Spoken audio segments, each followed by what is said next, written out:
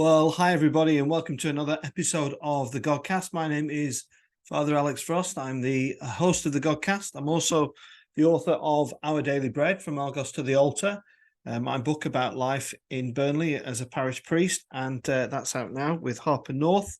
I'm also the vicar of St Matthew's Church in Burnley, and I'm really looking forward to this interview now, and I hope you are too, with Chine McDonald. Chine has a resume like no other. She is involved in so many things: the Theos think tank, Christian Aid, Green Belt. She's an author, she's a broadcaster. So really interesting interview ahead for us, hopefully. I do hope you enjoy it. If you do, you could do me a great big favor by subscribing, by hitting the button in the right hand corner. But for now, I really do hope you enjoy this interview with Chine McDonald. Well, I'm delighted to say that Chine McDonald is joining us on the Godcast today. Chine, it's lovely to see you. How are you? I'm good. I'm a little bit frazzled, but I'm good, and I'm glad that you've invited me on. Like I said when we discussed, I thought you'd never ask. Do you think being frazzled is kind of a normal state of life for many people at the moment? Because a lot of people I ask, they tend to say the same thing. Yeah, I'm okay, but I'm feeling a bit worn out. Do you think that's true? Oh, I mean, everyone I know is. I think there's something about the pace of life, the fact that you can't switch off ever, or you have to put in some real boundaries in place in order to be able to switch off.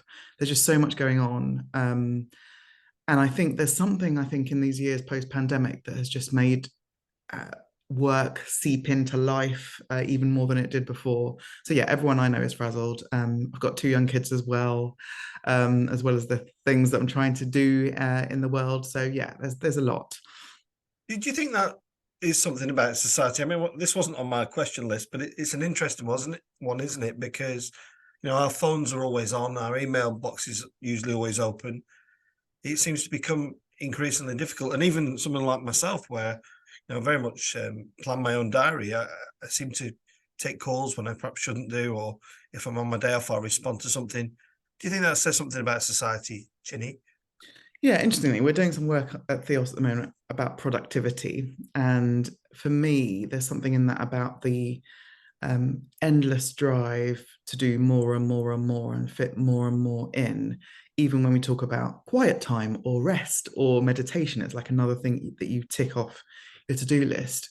And as a Christian, I think that there is something good about imposing limits, because thinking that we can do it all without stopping is almost like believing that we are gods ourselves, that we can keep on striving for more and more and more. And I just don't think it is good for us. I don't think it's good for me. I don't think it's good for us as a society.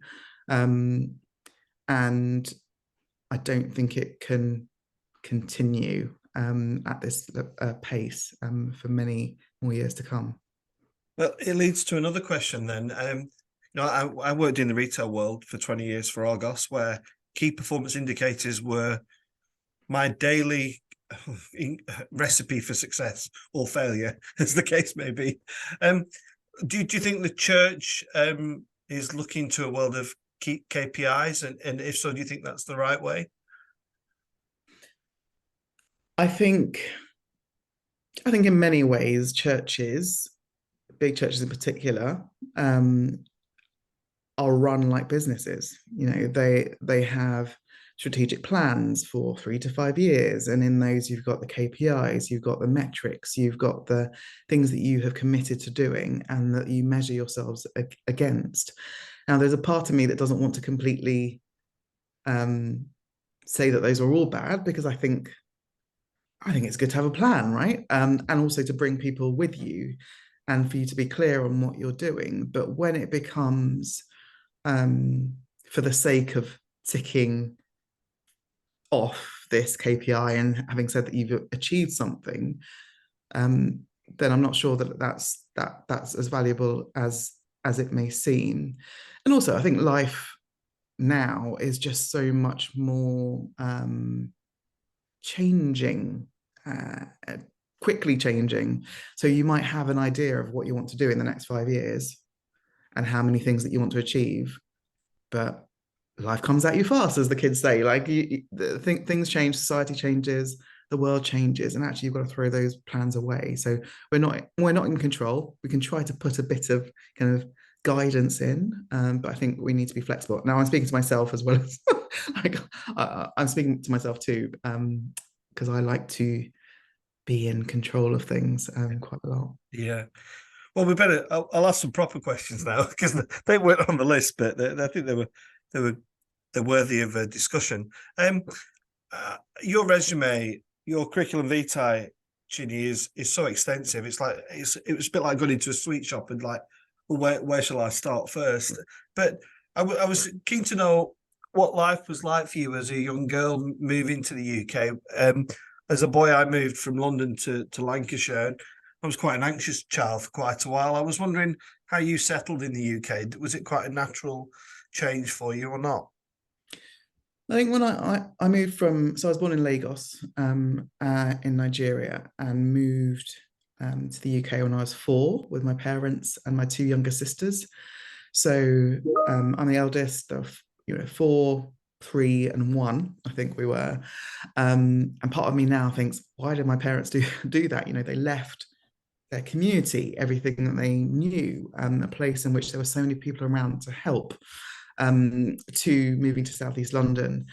And I guess I was still pretty young when I moved, so the transition wasn't as huge as it could have been if I was a bit older. But I definitely remember being realizing that we were suddenly in a place where we were other or different. Southeast London in the 80s was not the most diverse of places, definitely not as diverse as it is now. And I remember when I was 5, realizing that I wasn't white, like all my friends were, and that I didn't look like any Disney princesses that I watched. I didn't look like anyone that I saw on TV and I remember feeling really disappointed. Did you notice any difference within the Black community of your difference of coming from another place, from Nigeria, or was that community welcoming and encouraging, or did you even feel the difference there? Well, we spent most of our time in white majority spaces. When I was a child, school, the churches that we went to were mainly white. But we did have friends and family who moved from Nigeria or would come and visit from America or Nigeria. I remember feeling at home with them at home, but also if they were from Nigeria and lived in Nigeria, like I was not actually Nigerian. Like they would kind of joke about, well, you're not Nigerian, you're British, because I spoke like this or I hadn't grown up in that context. So that feeling of being both not at home in either place really was difficult. But I think the times in my life kind of much later on when I felt most like I could exhale have been in Black majority spaces, in churches, for example. And I think I kind of got used to being the only Black face in most places in school. But it was when I went to university, I went to Cambridge, and that was once I arrived there, I was like, oh no, I'm really not English, or I'm really not British, or I'm being made to feel like I am in some way different. Yeah.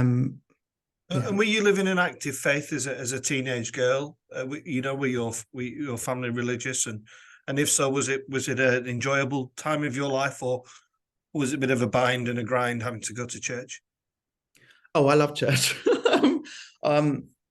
I love church. I loved. I was a goody two shoes Christian child. I had my youth Bible with my highlighters and stickers and all those things. Went to youth group. Loved worship. So this is when I realized I was a really strange child. I used to, when I was about 8, I used to sit by myself with the orange Songs and Hymns of Fellowship book and literally sing from the try and sing from the beginning to the end. bind us together, Lord, I think was one of my favorites. So yeah, I was a bit odd. And I was very, very Christian. But probably when I went to university and I studied theology, that was when it became kind of uncomfortable for me as I kind of looked back on my own Christian upbringing and formation. I guess I hadn't really had, had quite a simplistic faith up to that point, hadn't really been challenged in terms of, I guess, the diversity of theology, historical Jesus, science and theology, kind of explored that, neuroscience, all those things, which kind of blew my mind, but also made me quite uncomfortable and a bit anxious. I thought I was going to lose my faith.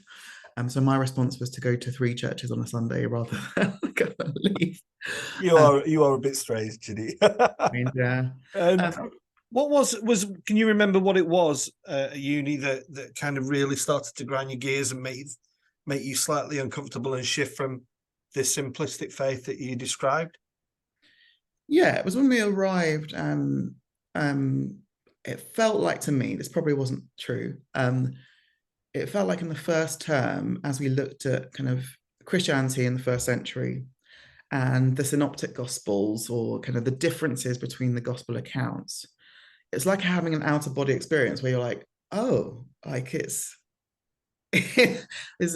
doesn't necessarily all add up or match up in a simplistic way that I kind of understood it to previously.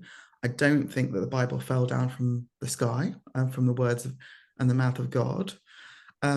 So what does that mean for me? So it's the kind of the historical accounts and the differences, but also one particular module was the psychology of charismatic worship, right? And this is, I guess, for those who aren't familiar, it's kind of happy, clappy, modern music, lots of emotion. And that had been my church experience, and that I'd been in worship teams, but it was looking at that from a kind of psychological perspective, the idea of collective religious experience, hysteria, all the things that are done to kind of create these environments. So it meant that when I was back in my church context, I was just kind of a bit cynical. Then I realized that God is, I actually do believe, I was like, I do believe God exists. And I can write you an essay that says God doesn't. I can write you an essay that says God does. But my personal experience of God is that God is there. And if God is there, then God is able to withstand doubt and grayness and uncertainty and work through fallen human beings who kind of write down these kind of biblical accounts. So I guess kind of in the years afterwards, I kind of rebuilt that faith to something that I think is much more robust. And there's probably nothing anyone could say to me that would make me think, oh, do you know what? Maybe God doesn't exist, because I've kind of worked through a lot of the questions. Yeah, I was interviewed a former a bishop recently. And we were talking about, wouldn't it be great if we just had that simplistic faith? Maybe Christianity would evolve in a much easier way. But once you open that can of worms, it's very difficult to close it, isn't it? And it extends into every area of theology. And of course, there's a couple of questions I want to ask you. One around in your role in working with Theos is how the church is now seen in the wider context of the UK and across Western Europe. Against how it might sit in places of Africa. Some places are more conservative or more liberal, but particularly this country, I'm interested to know your thoughts, Chine, about where the church is at the moment. I can't help thinking that we're almost beyond the fringes of society at the moment in many ways, because we're just disconnected with other things, with other arguments, such as the living in love and faith struggles within the Church of England at the moment. Probably a long convoluted question, but you probably get that. Yeah, I think, I guess the first thing, I always forget to say this, but in local communities, churches are often the ones that are doing stuff in their local communities. They're inviting people in, they're kind of doing Christingles, they're doing food banks, they're doing all this great stuff. And there was some research by King's College London a few months ago that talked about kind of decline in belief in God in the UK. But there was one question that kind of bucked the trend. And I think they were asking people whether they trust their local faith communities. And that question was the only one where there had been like a positive upturn since 2019. And I think probably that's COVID that did that, or people seeing that their churches are doing stuff. Now, however, does that mean that people want to be associated with the church or affiliated or go to church themselves? The census figures would show that, we're at 47% of Christians in the UK, which is the lowest it's been. Now, there's all sorts of things that you can read into that. One is there are fewer people who just tick the Christian box because they're British, because it's not necessarily kind of socially advantageous or something that we kind of learn about. There are fewer of those, but there's been a massive kind of reduction, and loads of people who are saying that they are of no religion. Those people are asking questions about God. They might believe in a higher power, that there is something kind of there is something more, but for some reason the church isn't the answer for them, because they're probably seeing the church as irrelevant. There's a kind of national narrative, I think, in the media about the church being kind of old-fashioned, anti-intellectual, backwards, and prejudice. And that's what a lot of people see. Racist as well, patriarchal, all the things that young people just kind of a complete turn off. That's the situation that we're in. But I think it's also, there's some things that are exciting about it. I love a challenge, because people don't necessarily have the baggage that they did, like my generation or my parents' generation, who were kind of forced to go to church. They don't have necessarily the baggage. So I think we're free to tell a different story, which is what we try to do at Theos. I think there's some really interesting stuff there that you're talking about, and stuff that I can relate to in my own context. Particularly what you just said there was, we are seeing in our context new people coming to our church who just don't have the baggage. So if you said to them, "What's your tradition?" that they would probably say, "I've got absolutely no idea." With that comes kind of an immaturity about a theology, but I think that's fine. I think I like to empower our congregation to be helped in working it out, but not being told how to work it out. I think that's a good starting point. I also would like to know what you think, whether you think it's important to have a church to be a Christian. In recent times, being on General Synod and listening to the debates, I constantly remind myself that it's Jesus that I'm working for. It's Jesus that's important to me, and the institution is important, but it's not my driving force at the moment. I'm just wondering what your thoughts are. It is such an interesting question that I've been thinking about this week in particular, because I spoke at a conference about our report, Theos report on the non-religious. And someone asked me, okay, but of the people who tick the Christian box, how many of those are actually going to church? Because clearly it's not all of them. I realized that my closest friends who are Christians, like really, really Christian, a lot of them don't go to church. And why is that? It might be because they've been disillusioned or hurt in the past. It might be because it's really hard to find a church that is exactly what you want, where you want. But they are the people that I would pray with or ask to pray with me. In some ways, I think, yes, it is Jesus that we're about, and you don't have to be part of a church. I choose to be part of a church because I feel like I need an anchor.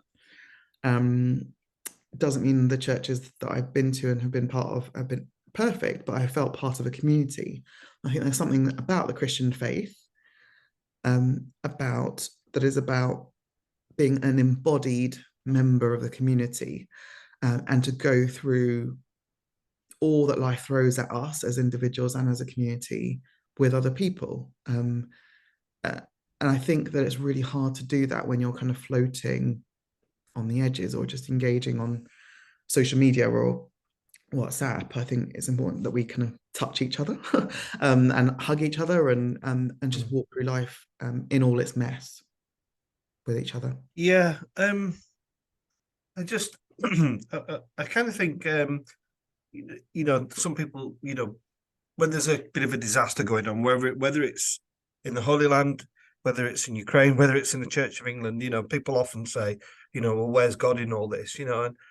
And in the context of church, I think I take solace that the church is in control. That God is in control of the church. And if the church self-combusts, then God will still be in that, and God will kind of rebuild it as something else. Where do you see the Church of England at this moment in time, Chine?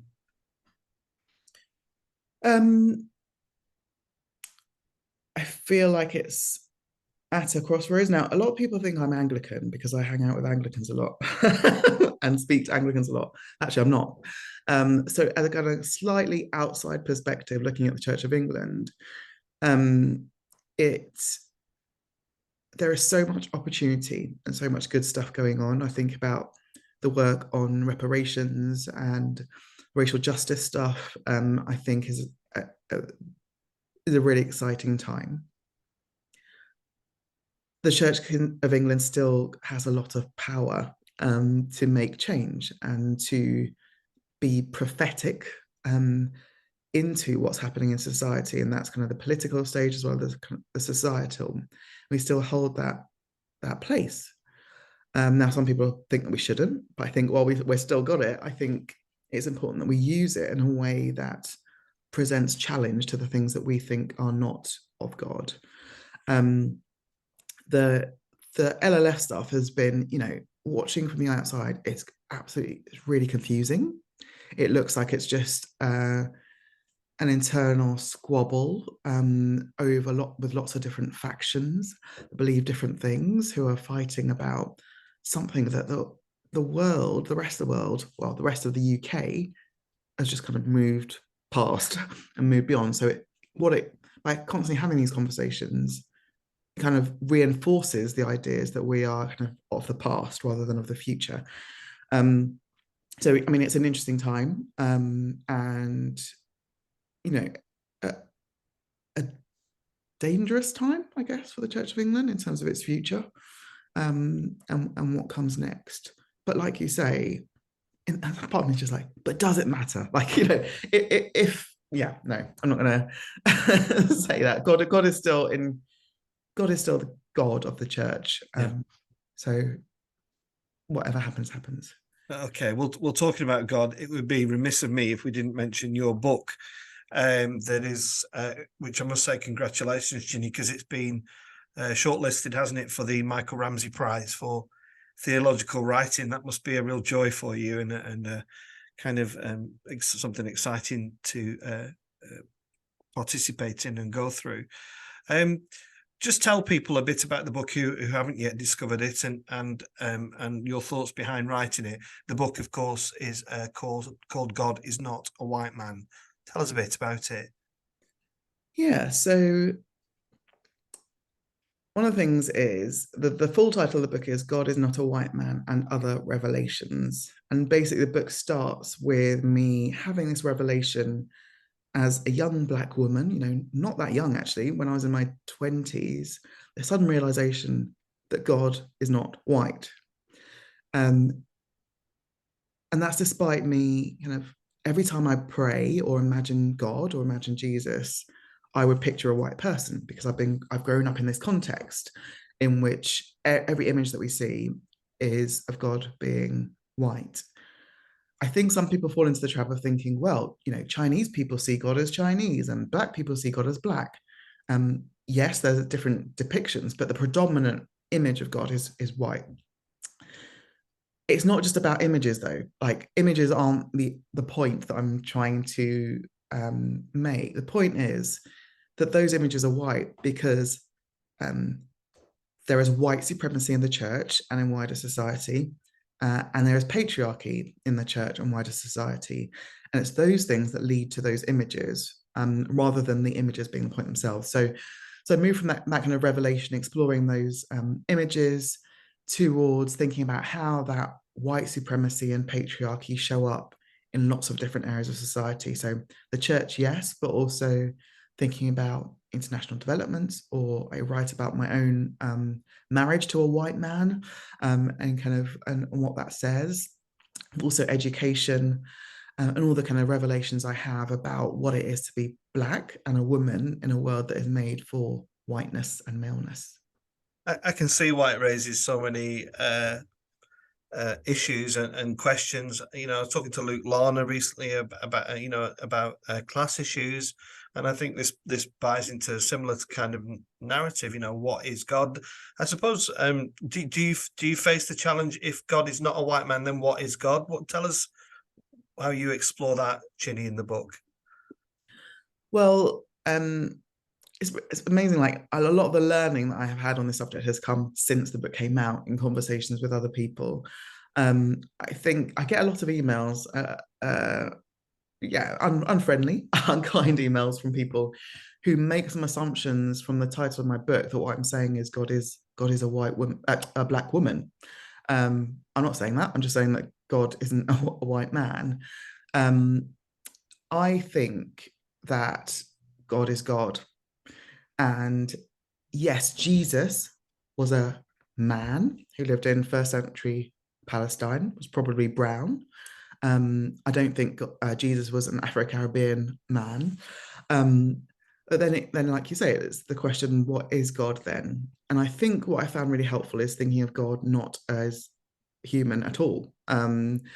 So I spoke at a primary school a couple of years ago, and I asked them, "Oh, what do you think God looks like?" And I expected them to say Father Christmas, or an old white man. And they said things like, "I think God looks like a ball of energy. I think God looks like a yin yang sign. I think God looks like a ghost with glasses." Like because they hadn't had the baggage of growing up in church, they were able to conceive of God as something other than a man. And so I'm trying to think of God more like that, like more like other things, more like the non-human or even the non-physical. And I think there's also there is a beauty in people throughout the ages having represented Jesus as within the cultural context in which they're in, because I think that says something about the incarnation. The whole point of God becoming human was God becoming like us. So artistically, I think it's beautiful to represent God that way, but I don't think that God is Nigerian. Like me. Yeah, it's such a fascinating question. I've been fortunate to visit the Holy Land a couple of times, and there's times where you just look at things and you think, oh, this is God. This is God's presence, and to actually define it as anything specific is closing down the opportunity to experience what else it could be, what else it might look like, or whatever it might feel like. And I really felt that very much going to the Holy Land. It was transformative in that regard, about my own thinking about what God is and what God might be.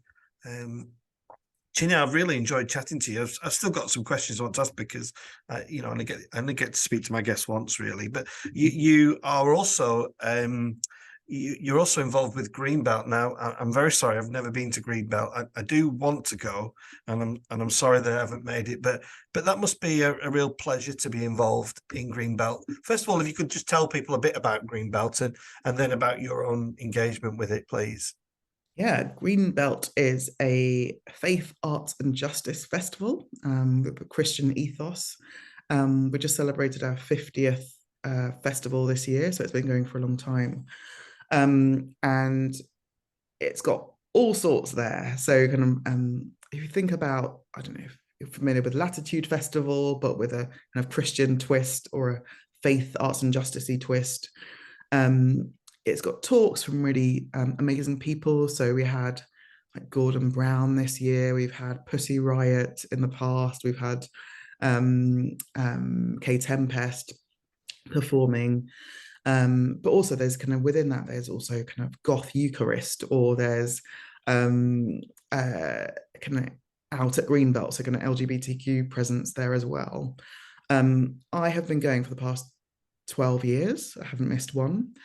And when we talked earlier about my kind of, I guess, my faith journey, I think Greenbelt has been a big part of my faith formation in the past decade or so, because I walked into Greenbelt for the first time, having not heard of it before. I kind of got a press pass, I think, to go.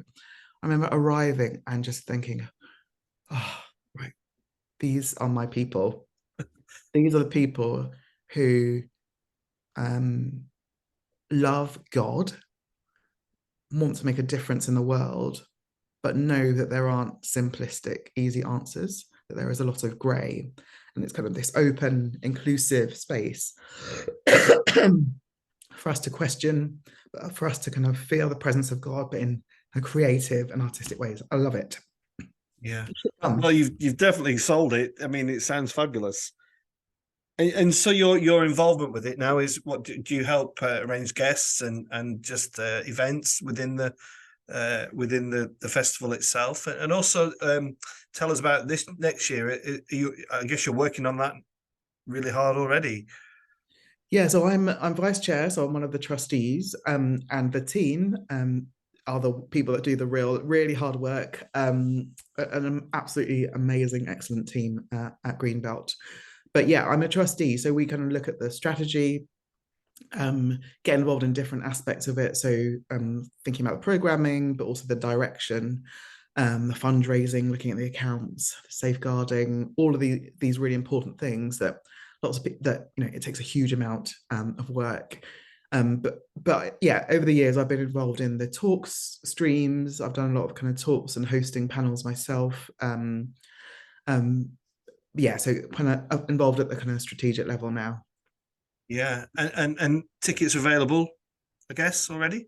Yes, tickets are Yeah. available. We started something interesting in terms of our ticketing this year, where you can, recognizing there's a cost of living crisis, but also the cost of putting on a festival has gone up. We've got kind of 3 tiers of festival tickets. So you can have a supported ticket, which is a cheaper ticket if you can't necessarily afford the full amount, a normal ticket, but also a supporter ticket. So the really generous Greenbelt community who are able to afford more can pay more on the behalf of someone else, which has been fabulous. amazing. That's a great idea. Love Yeah. that. Yeah. And finally, you're a broadcaster. We see you on the radio. We listen to you on the radio frequently. Is that an aspect of your life and ministry that you enjoy very much?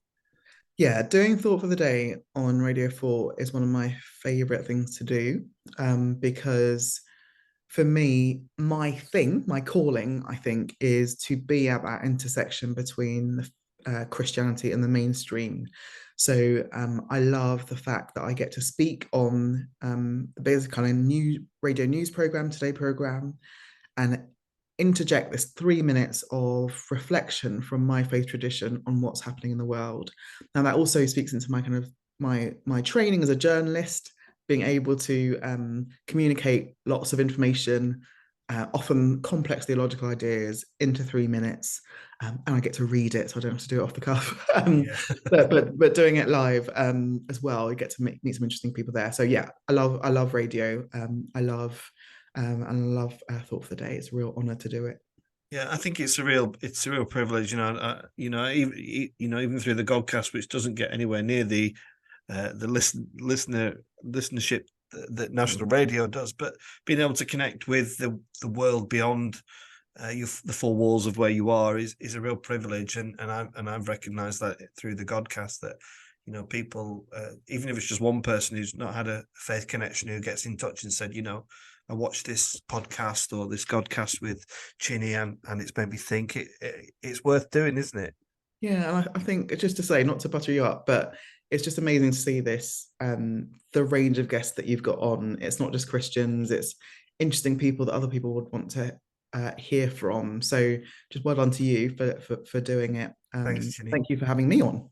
Well, it's been a real pleasure. What's plans now? Have you done your Christmas shopping? Are you all set? Or are you going to be one of those people running down the high street to 4:30 on Christmas Eve? Well, I think both. So I've got one side of my family who are very keen on kind of things being done early. So I've actually given some Christmas presents over the weekend. But for the things that can wait till last minute, they probably will. But yeah, we all need a bit of joy, so I don't mind Christmas coming early this year. Fabulous. Well, thanks ever so much, Chine. I really encourage people to go and check out Chine's book, and as we've said, you can find her on Radio 4 and check out her website, and she's on Twitter, and it's been great. Chine, thanks so much. Thanks so much.